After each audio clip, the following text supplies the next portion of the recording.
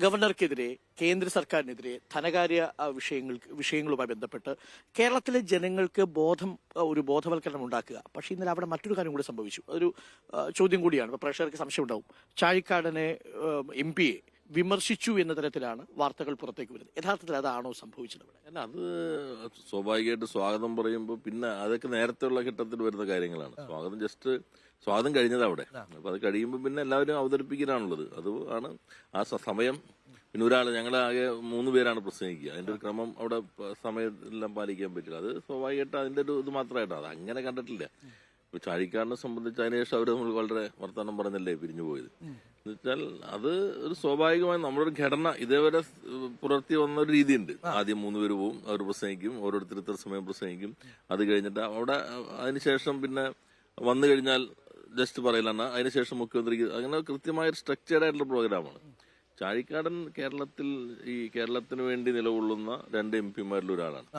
അത് മാത്രമല്ല, അദ്ദേഹത്തിന് ഇവിടെ ഇടതുപക്ഷ ജനാധിപത്യ 2 ലോക്സഭാ അംഗങ്ങളിൽ ഒരാളാണ്. അതെ, LDF-ന്റെ ആയാലും UDF-ന്റെ ആയാലും കേരളത്തിന് വേണ്ടി നിലകൊള്ളുന്ന 2 ലോക്സഭ MP-മാരിൽ ഒരാൾ. ഇത് കൂടാതെ അദ്ദേഹം MP ഫണ്ട് 100% വിനിയോഗിച്ച ഇന്ത്യയിലെ തന്നെ അപൂർവ MP-മാരിൽ ഒരാളാണ്. അപ്പൊ LDF-ന്റെ ഒരു വലിയ പരിപാടി ഇവിടെ സംഘടിപ്പിക്കുകയുണ്ടായി. അപ്പൊ അത് അങ്ങനെയല്ല, അത് അങ്ങനെയൊക്കെ എന്തെങ്കിലും കിട്ടുമോ എന്നുള്ള ഒരു ഇതിലാണ് പ്രതിപക്ഷ നേതാവ് ഉടൻ പത്രസമ്മേളനം. അപ്പൊ അതെല്ലാം ജനങ്ങൾ ഇതെല്ലാം കണ്ടിരിക്കുകയാണ്. ഇതിപ്പോ ഒരു കാര്യം കൂടി നമുക്ക് പാലക്കാട് നടക്കാൻ പോകുന്ന ഒരു പ്രതിഷേധത്തെ കുറിച്ച് കൂടി പറയണം. അതിനു മുൻപ് ഗവർണർ ഇപ്പോ ഈ സർക്കാർ ഗസ്റ്റ് ഹൗസ് ഉപേക്ഷിച്ച് കാലിക്കറ്റ് സർവകലാശാലയിലെ ഗസ്റ്റ് ഹൗസിലേക്ക് വരികയാണ്. നല്ല കാര്യമാണ് ചാൻസലർ എന്ന നിലയിൽ. പക്ഷെ വരുന്നതിന്റെ കാരണം SFIക്കാരോട് സമരം ചെയ്യാനും അവരോട് മല്ലിടാനുമാണ് ഗസ്റ്റ് ഹൗസിൽ നിന്ന് ചാൻസലർ ഇറങ്ങി ഈ കാലിക്കറ്റ് സർവകലാശാലയിലേക്ക് വരുന്നത്. ഈ SFI പിള്ളേരോട് ഇതേപോലെ നിന്ന് സമരം ചെയ്യേണ്ട ഒരാളാണോ ചാൻസലർ? യഥാർത്ഥത്തിൽ അദ്ദേഹം രാജിവെച്ച് KSUവിന്റെയോ ABVPയുടെ പ്രസിഡന്റ് ആകാതിരിക്കുന്നുണ്ട്, സംസ്ഥാന പ്രസിഡന്റ്.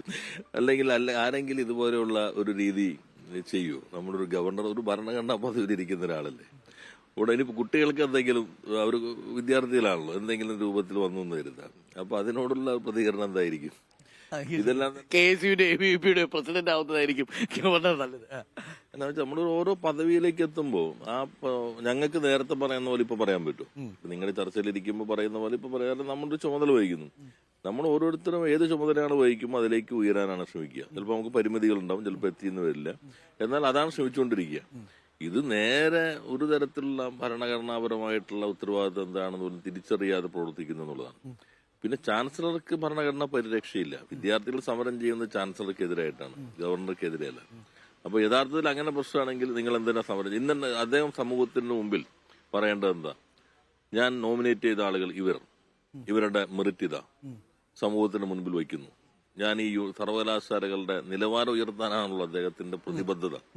ഈ സർവകലാശാലയിലെ ഈ VC-മാർ നിർദ്ദേശിച്ച ആളുകൾ ഇതിന്റെ നിലവാരം തകർക്കാൻ പറ്റുന്ന ക്വാളിറ്റി ഇല്ലാത്തവരാണ്. ഇതാണ് അവരുടെ സ്ഥിതി.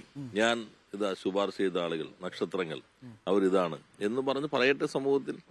അപ്പോഴാണല്ലോ അറിയുള്ളൂ. ഇത് വളരെ പൊളിറ്റിക്കലായിട്ട് ആളുകൾ വയ്ക്കുക, എന്നിട്ട് എന്തോ ഒക്കെ പറഞ്ഞു നടക്കുക. ഒരു കേരളത്തിന്റെ ചരിത്രത്തിലല്ല, ഇന്ത്യയുടെ ചരിത്രത്തിൽ ഇതുപോലെ തന്റെ ഉത്തരവാദിത്തത്തെ കുറിച്ചോ ഭരണഘടനാ ചുമതലയെ കുറിച്ചോ പ്രാഥമിക ധാരണ പോലും ഇല്ലാതെ പ്രവർത്തിച്ച മറ്റൊരാളുണ്ടെന്ന് എനിക്ക് തോന്നുന്നില്ല. അതൊരു വളരെ പ്രധാനപ്പെട്ട കാര്യമാണ്. ഗവർണർ പദവി രാജിവെച്ച് KSU ABVP പ്രസിഡന്റ് ആവുന്നതാണ് നല്ലത് എന്നാണ് മിനിസ്റ്റർ P. രാജീവ് പറയുന്നത്. ഏതായാലും ഗവർണർ അത് പുനരാലോചിക്കുമെന്നാണ് നമ്മുടെ പ്രതീക്ഷ. SFI പിള്ളേർ ഒരു സമരത്തിന് ആഹ്വാനം നൽകിയാൽ അതിനെതിരെ ഗവർണർ ഉടൻ പ്രതികരിക്കേണ്ടതുണ്ട് ആ അർത്ഥത്തിൽ എന്നുള്ളത്. അല്ല, ഞാൻ പറയുന്നത് ജനാധിപത്യ കേരളത്തിന്റെ. Good morning. ഇവിടെ കടുപ്പമുള്ള മീഡിയം ചായയാണ് ആവശ്യപ്പെട്ടത് മിനിസ്റ്റർ P. രാജീവ്. അപ്പൊ പാല് കുറച്ച്, മധുരം കുറച്ച്, മധുരം കൂട്ടി. അപ്പൊ മധുരം കൂട്ടി ഒരു ചായ, ഒരു തദ്ദേശ വകുപ്പ് പോലെ തന്നെയാ, ധാരാളം പണിയുണ്ട്. നേരത്തെ ചോദിച്ചതിൽ ഈ പരാതിയിൽ ഏറ്റവും കൂടുതൽ വന്നേക്കുന്നത് തദ്ദേശ വകുപ്പുമായി ബന്ധപ്പെട്ട ചില ആവശ്യങ്ങളാണ് പ്രധാനപ്പെട്ട ആൾക്കാർ ഉന്നയിച്ചിരിക്കുന്നത്. ഏറ്റവും കൂടുതൽ ആളുകളുമായി ബന്ധപ്പെടുന്ന ഒരു വകുപ്പ് എന്നുള്ള നിലയിൽ ആ പ്രശ്നം, ഏറ്റവും കൂടുതൽ സ്റ്റാഫും ഉള്ളത്. എനിക്കൊന്ന് ഒരു മന്ത്രി എന്ന നിലയിൽ ഏറ്റവും കൂടുതൽ ആർമിയാൽ നയിക്കപ്പെടുന്നതും ഇദ്ദേഹമാണെന്ന് തോന്നുന്നു. ഇത് പോലീസിനേക്കാൾ കൂടുതൽ സ്റ്റാഫ് ഉണ്ട്. ഏറ്റവും കൂടുതൽ സ്റ്റാഫ് ഉള്ളത് 33. പോലീസ് കഴിഞ്ഞാൽ ഏറ്റവും കൂടുതൽ സ്റ്റാഫ് ഉള്ളത് ഈ തദ്ദേശ വകുപ്പിലായിരിക്കും അല്ലെ? 33. പിന്നെ റവന്യൂ ആണ്. ഞാൻ പറഞ്ഞത് നേരത്തെ നമ്മൾ പറഞ്ഞ കാര്യത്തിൽ പറഞ്ഞ് അവസാനിപ്പിച്ചങ്ങ് പാലക്കാട് വാർത്തകളിലേക്ക് പ്രത്യേകിച്ച് ചുമതലക്കാരൻ കൂടി വന്ന സാഹചര്യത്തിൽ അങ്ങോട്ട് പോകാം. ഞാൻ പറഞ്ഞത് ഈ ജനാധിപത്യ കേരളത്തിന്റെ ക്ഷമ പരീക്ഷിക്കാൻ ഗവർണർ മുതിരരുത്. ജനാധിപത്യ കേരളത്തിന് ഒരു ക്ഷമയുണ്ട്.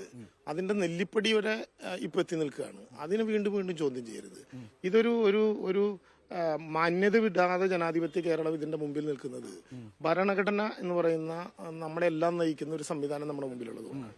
വളരെ ബോധപൂർവമായി കേരളത്തിൽ പ്രശ്നങ്ങൾ ഒഴിവാക്കാൻ ശ്രമിക്കേണ്ട എക്സിക്യൂട്ടീവിന്റെ ചെയർമാൻ കേരളത്തിൽ ബോധപൂർവം പ്രശ്നങ്ങൾ ഉണ്ടാക്കാൻ വേണ്ടി ഞാൻ അവിടെ പോയി താമസിക്കും, അങ്ങനെയാണെങ്കിൽ വരട്ടെ എന്നൊക്കെ പറഞ്ഞ് വെല്ലുവിളിക്കുന്നത് എത്രമാത്രം ഗുണകരമാണ് എന്നുള്ള കാര്യം സ്വാഭാവികമായിട്ടും കേരളത്തിന്റെ ജനാധിപത്യ ബോധം പരിശോധിക്കും. ജനാധിപത്യ കേരളത്തിന്റെ ക്ഷമയെ പരീക്ഷിക്കരുത് ഗവർണർ. അല്ല, തീർച്ചയായിട്ടും അതൊരു ഒരു അങ്ങനെ വെല്ലുവിളിക്കേണ്ട ആളാണ് ഗവർണർ. ഒരു ഭരണഘടനയുടെ സഹായത്തോടെ കേരളത്തിന്റെ എക്സിക്യൂട്ടീവ് പദവിയിലിരിക്കുന്ന ഒരു ഗവർണർ 3.5 കോടി വരുന്ന മലയാളി തെരഞ്ഞെടുത്ത ഒരു ഗവൺമെന്റിനെയും ഗവൺമെന്റിന്റെ പോളിസിയെയും ഭരണഘടനാ പദവി കൊണ്ട് നേരിടാമെന്നൊക്കെ തീരുമാനിക്കുന്നത് വളരെ വളരെ വളരെ ബാലിശമാണ്, അപമാനകരമാണ്.